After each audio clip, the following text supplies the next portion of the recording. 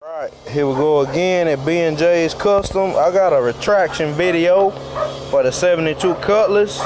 We ended up having a change in transmission that we was gonna do. The 2012 transmission with the wiring was just a little bit too much to deal with. So a little bit too costly. So what we ended up doing, and the customer wanted to kind of go with the 6L80 instead of the 4L60 transmission. Got two more gears. I'm just giving y'all a preview of what you have to do on the A-body cars. We ended up pulling the motor and transmission back out. Here it is over here. Let me show it to you. Got it sitting right here on the engine stand. Sorry about the loud noise. It's the air compressor back there. But this is a 4L80E, and it is a very big transmission. It's very fat, where the other transmission is half the size right here. This extra 4 inches about right here is fatter. These older cars was not made to fit this part of the transmission in there, or this part of the transmission. So it's about 4, maybe 5 inches too tall on the top. So I'm gonna show you in a car in a minute. This is the 6.2 again. We had to pull it back out. Again, we're gonna be going with old air in this one. While I got the floor down, I'm gonna go ahead and put that in too and get all of that working and all of it ran. But here it is. Got the interior out. Got the carpet peeled back. The customer's gonna have to buy a new carpet pad because the carpet pad was glued to the floor. See if I can cut this light on. It ain't gonna do it, my battery low. But here it is, the floor. As you can see, I already made a cut here, right here, from here to there to over here. You can see the ground down there. I got a cut up here at the top, and I basically got my 2 cuts that I need.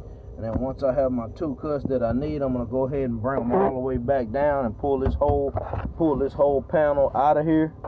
And then I'm gonna have to put sheet metal back and re-weld it. I was gonna try a different method. I was gonna split it down the middle and then slice it all the way through. But what ended up happening with that deal is this floor has been repaired before, and the way it was done is different from what I've seen.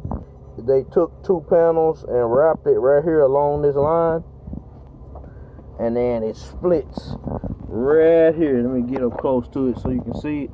And then it tapers off and goes all the way over to that top half on this side, and then tapers off and goes all the way over to the half on this side. So if I would have split this down the middle, being that it's 2 pieces off in here, it's the old floor and the new floor that they wrapped on top, it probably wouldn't have went back like I wanted it to go. So my best bet was just to go ahead and cut this whole piece out and then re-weld another sheet metal piece in. And what we're going to do is we're going to take this front part of this floor and we're going to put some Dynamat back on this floor. I'm saying that, but I'm going to have to get the customer's approval. But we're going to have to put some Dynamat back on this floor to keep the heat in.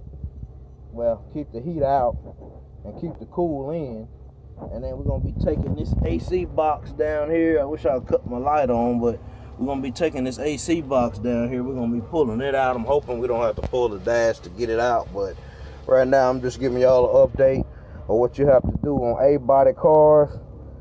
The cut you have to do on the floor when you put that 6L80E in here. Again, I'm just giving y'all an update, and I'll let y'all see it again when I get the floor cut out of it.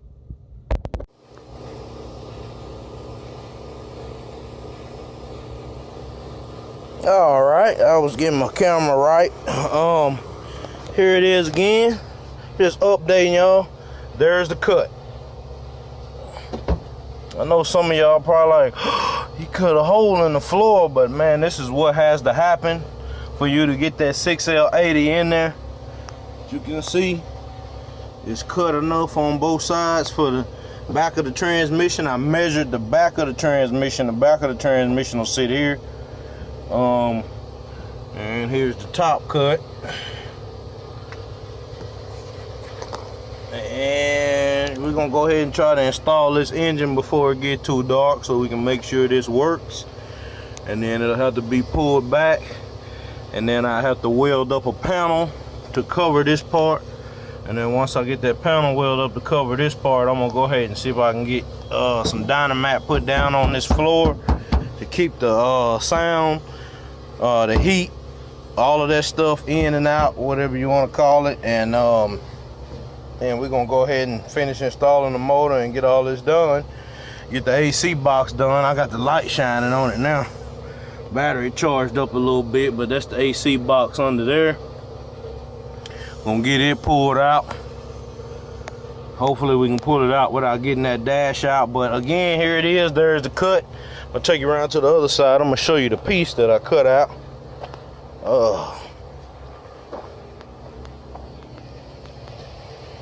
Here it is right here. It's a tunnel piece. And see, like I was telling you before, it was a wrap. It was an overlay of two pieces. Here's the second piece here. And that's why it was so hard to cut, because it's two pieces actually wrapped on top of that one old piece.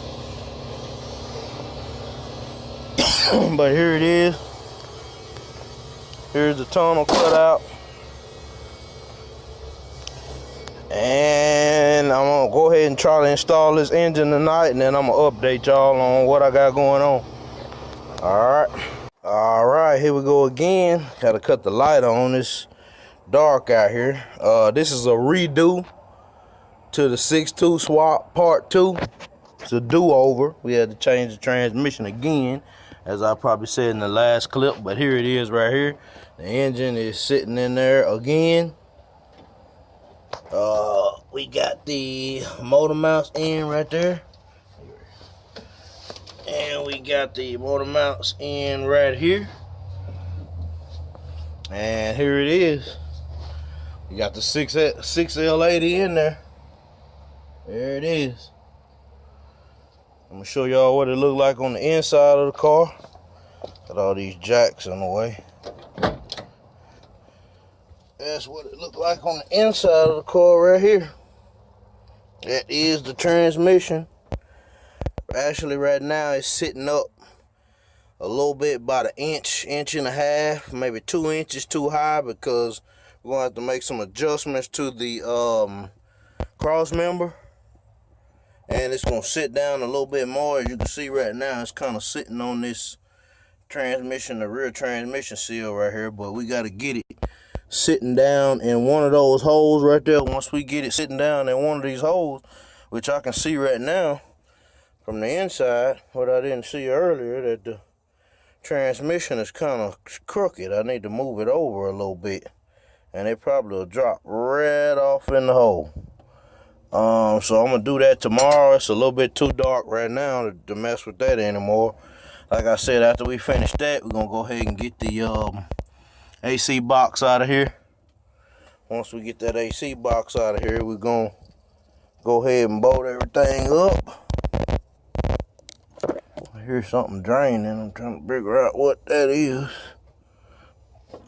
I don't know, but we'll see tomorrow. But like I said, got to go ahead and get that cross member in there all the way and get it to drop down in one of those holes, and everything will be everything.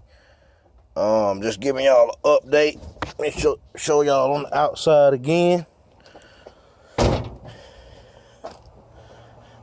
Here it is right here, 6.2. This is a redo of part 2. You got it in there, still painted the same color. We just changed the transmission from a 4L60E to a 6L80E. Yes, sir. There it is. So these modifications that require a 6L80E to go in these particular vehicles, these GMA bodies, you do have to require. It does require you to cut the floor, and you're going to have to do it. There's no ifs, ands, or buts about it. It has to be cut if you want to use that transmission. If you don't want to cut your floor, of course, like 4L60E, 4L80E, anything of those applications. But yeah, if you want to run any like newer late model GM transmission, 6L80E, even 8L90, you have to cut the floor. And you know, once you, like as he showed you in the video in the earlier part of it, the transmission inside the vehicle is up about 4.5 inches higher than a 4L60E would sit. So it's showing you once again on how we did it and how it had to be done for it to accept it into a GMA body car. So that's it. All right. Well, he said, and here it is again. We got it in there. This is a redo, the part 2. If you haven't already, go ahead, like, subscribe. I appreciate the support I got. I got about 70 subscribers right now, and we marching on. Like I said in the last video, we're gonna go ahead and try to get some t-shirts, some stickers for the window, a little emblem or whatever. But just stay with me. I got a couple other special projects coming. I have one special project in particular that I might be doing that I'm pretty sure everybody's gonna want to see. It's another A-body car, but I am not gonna say what it is right now. But just stick with us. We appreciate the support. Like I said, get at me at dieselmechanic8@gmail.com. Any questions, any other stuff you need to know, you want to work that you want done, just contact me at that. And again, it's B&J's Custom in Dallas, Texas. Thank you.